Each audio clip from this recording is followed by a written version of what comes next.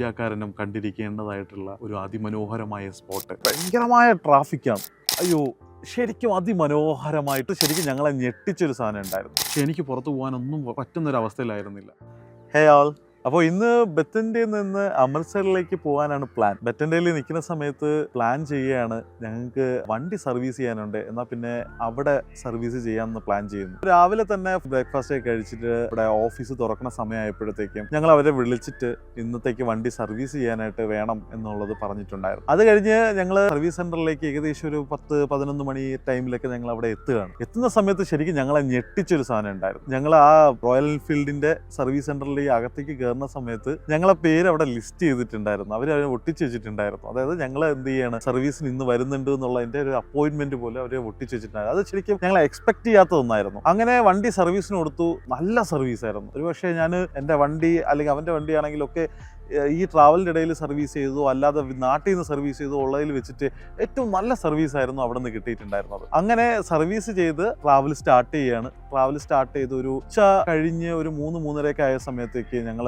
അമൃത്സറിലെത്തി. പക്ഷെ അമൃത്സറിൽ ഭയങ്കരമായ ട്രാഫിക്കാണ്. ഗോൾഡൻ ടെമ്പിളിലേക്ക് എത്താൻ പറ്റുന്നില്ല. ശരിക്കും ആ ഗോൾഡൻ ടെമ്പിളിൽ ടൈമിങ്ങും കാര്യങ്ങളൊക്കെ ഉണ്ട്. നമ്മൾ ഉദ്ദേശിക്കുന്ന ടൈമിൽ തന്നെ എത്തണം എന്നുള്ളൊരു പ്ലാൻ ഉള്ളിലുണ്ട്. അങ്ങനെ കുറേ നേരം ട്രാഫിക്കിൽ ഇരുന്നിട്ടാണ് ഞങ്ങൾ അവിടെ ഗോൾഡൻ ടെമ്പിളിൽ എത്തുന്നത്. ഹരി ആദ്യമായിട്ടായിരുന്നു ഗോൾഡൻ ടെമ്പിൾ കാണുന്നത്. എൻ്റെ ഇത് രണ്ടാമത്തെ ജേണി ആയിരുന്നു. എൻ്റെ മുമ്പത്തെ ജേണിയുടേത് നമുക്ക് പിന്നീട് ഒരു കഥയിൽ പറയാം. അങ്ങനെ ഗോൾഡൻ ടെമ്പിൾ കണ്ടിട്ട് ഞാൻ ശ്രീനഗറിലേക്ക് യാത്ര തിരിക്കുകയാണ്. ഓൺ ദ വേയിൽ ഒരു സ്ഥലത്ത് സ്റ്റേ ചെയ്തു. അന്ന് രാത്രി വെളിയിൽ നിന്ന് പോയി കഴിക്കാനായിട്ട് നിന്നില്ല.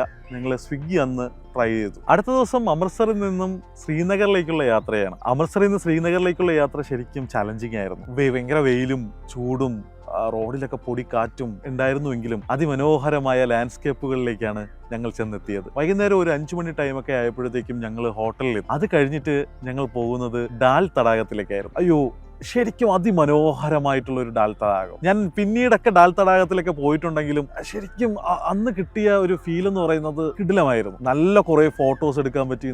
നല്ല ടൈമിൽ നന്നായിട്ട് ഡാൽ തടാകത്തിനെ എൻജോയ് ചെയ്യാനായിട്ട് സാധിച്ചിട്ടുണ്ടായിരുന്നു. അത് കഴിഞ്ഞ് ഞങ്ങൾ ഹോട്ടലിലേക്ക് വന്നു. അടുത്ത ദിവസമാണ് ലേയിലേക്കുള്ള ട്രാവൽ സ്റ്റാർട്ട് ചെയ്യുന്നത്. അങ്ങനെ ഡാൽ തടാകത്തിന്റെ വൈബൊക്കെ പിടിച്ചിട്ട് ഈ യാത്രയുടെ പ്രഥമമായ ഉദ്ദേശമായിട്ടുള്ള ലേയിലേക്ക് യാത്ര തിരിക്കുകയാണ്. 1 മണിക്കൂർ കഴിയുമ്പോൾ തന്നെ നമ്മളെ ടെറൈൻ എല്ലാം കംപ്ലീറ്റ്ലി മാറുകയാണ്. അതുവരെ കണ്ടു വന്നിട്ടുള്ള ഒരു വ്യൂ ഒക്കെ മാറിയിട്ട് കാശ്മീർ താഴ്വാരങ്ങൾ നമ്മൾ കണ്ടു തുടങ്ങും. മാത്രമല്ല, നിങ്ങൾക്ക് വഴിയിലൊക്കെ ആട്ടിൻപറ്റങ്ങളെയും കുതിരകളെയും ഒക്കെ നിങ്ങൾക്ക് കാണാൻ കഴിയും. റോഡൊക്കെ ചിലയിടങ്ങളിലൊക്കെ ഓഫ് റോഡുകൾ തന്നെയാണ്. അങ്ങോട്ട് പോകുന്തോറും വഴികളൊക്കെ ഭയങ്കര ഡേഞ്ചറസ് ആയിട്ട് മാറുന്നത് കാണാം. ഇതിനിടയ്ക്കാണ് വളരെ പ്രശസ്തമായിട്ടുള്ള സോജില പാസ് ഉള്ളത്. സോജില പാസിന്റെ അവിടെ എത്തിയപ്പോഴത്തേക്കും അവിടെയൊക്കെ ഈ ഓൺ ദ റോഡിലൊന്നും അങ്ങനെ കടകളൊന്നുമില്ല. സോജില പാസ് എത്തുമ്പോഴത്തേക്കും ഒരു ടാർപോളിനൊക്കെ വിരിച്ചിട്ടുള്ള ഒരു ചെറിയൊരു തട്ടുകട മാത്രമാണ് ഉണ്ടാവുക. അപ്പോൾ അവിടെ ഇറങ്ങി മാഗിയും ചായയൊക്കെ കുടിച്ച് വേറെ ഒന്നും കഴിക്കാൻ കിട്ടില്ല. ഓക്കെ, വളരെ കുറച്ച് പാക്കറ്റ് ഫുഡുകളും ചിലപ്പോൾ ഒരു ഓംലെറ്റ് ഒക്കെ ഇട്ട് തരും. സോജില പാസ് കടന്ന് ഇങ്ങനെ യാത്ര തിരിക്കുകയാണ്. ശരിക്കും അതിമനോഹരവുമാണ്, അതേപോലെ ഡേഞ്ചറസുമായിട്ടുള്ള വഴികളിലൂടെയാണ് പോകുന്നത്. അങ്ങനെ ഒരു 12 മണിയൊക്കെ ആയ സമയത്ത് ഏതൊരു ഇന്ത്യക്കാരനും കണ്ടിരിക്കേണ്ടതായിട്ടുള്ള ഒരു അതിമനോഹരമായ സ്പോട്ട് കാർഗിൽ, അവിടെ എത്തുകയാണ്. Kargil war memorial. Kargil war മെമ്മോറിയലിൽ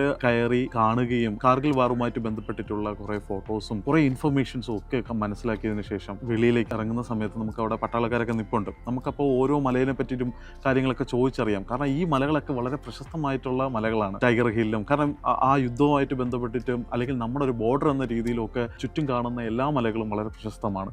അപ്പോൾ അങ്ങനെ അതിനെ പറ്റിയിട്ടൊക്കെ ചോദിച്ചറിയാനൊക്കെ സാധിച്ചു. അത് കഴിഞ്ഞിട്ട് കാർഗിലിൽ നിന്നിട്ട് നമ്മൾ ലേയിലേക്ക് യാത്ര തിരിക്കുകയാണ്. ലേയിലേക്കുള്ള യാത്രയിൽ ഈ പറഞ്ഞതുപോലെ പല മൗണ്ടൻസും പല ചെക്ക് പോസ്റ്റുകളും ഒക്കെ കടന്നാണ് നമ്മൾ രാത്രി ലേയിൽ ചെന്നെത്തുന്നത്. ലേ എന്ന് പറയുന്നത് വളരെ ഹൈ ആൾട്ടിറ്റ്യൂഡുള്ള സ്ഥലമാണ്. രാത്രി ഒരു 9-9:30 ആയപ്പോഴത്തേക്ക് ഫുഡ് കഴിച്ചെങ്കിലും എനിക്ക് ഈ ഹൈ ആൾട്ടിറ്റ്യൂഡിൻ്റെ പ്രോബ്ലം നന്നായിട്ടുണ്ടായിരുന്നു. എനിക്ക് ഒട്ടും വയ്യായിരുന്നു. ഹരിക്ക് പ്രശ്നമൊന്നുമില്ല. ഹരി ലേ ഒന്ന് കാണണം, അതിമനോഹരമാണ് ലേ കാണാനായിട്ട്. അങ്ങനെ ലേ കാണണമെന്ന് പറഞ്ഞിട്ട് ഹരി പുറത്തേക്ക് ഇറങ്ങി. പക്ഷെ എനിക്ക് പുറത്ത് പോകാനൊന്നും പറ്റുന്നൊരവസ്ഥയിലായിരുന്നില്ല. എന്തെങ്കിലും ഒരു ചെറിയ വയ്യായ്മയൊക്കെ ആണെങ്കിൽ നമ്മളത് ഇഗ്നോർ ചെയ്യും. സാധാരണ ഈ ഹൈ ആൾട്ടിറ്റ്യൂഡ് ലേയിലൊക്കെ പോയി കഴിഞ്ഞ് കഴിഞ്ഞാൽ ശരിക്കും നമ്മൾ അവിടെ ഒരു ഹാഫ് ഡേ എങ്കിലും ഒരിടത്തും പുറത്തിറങ്ങാതെ നിൽക്കണമെന്നാണ്. കാരണം നമുക്ക് ആ ഹൈ ആൾട്ടിറ്റ്യൂഡിൻ്റെ ബ്രെയിന് നമ്മളത് ഓക്കെ ആവണം. അപ്പോൾ അതുകൊണ്ടാണോ ഹൈ ആൾട്ടിറ്റ്യൂഡിൻ്റെ പ്രോബ്ലം ആണോ എന്ന് അറിയത്തില്ല, എനിക്ക് ഒട്ടുമേ വയ്യായിരുന്നു. പക്ഷേ ഇതൊന്നും ഹൈ ആൾട്ടിറ്റ്യൂഡിൻ്റെ പ്രോബ്ലം ആയിരുന്നില്ല എന്നുള്ളത് അടുത്ത എപ്പിസോഡുകളിൽ പറയാം.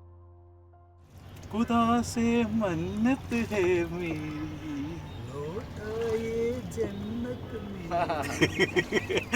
അപ്പോൾ നമ്മൾ ശ്രീനഗറിലെത്തി. ശ്രീനഗറിൽ ഡാൽ ലേക്കിൽ ഷിക്കാരയില് എന്താണ് ലേക്കില് മൊത്തം ഇങ്ങനെ അതെ അതെ അതെ പൊയ്ക്കൊണ്ടിരിക്കുകയാണ്. അതിമനോഹരമാണ്. ഈ ചുറ്റും കാണുന്നതാണ്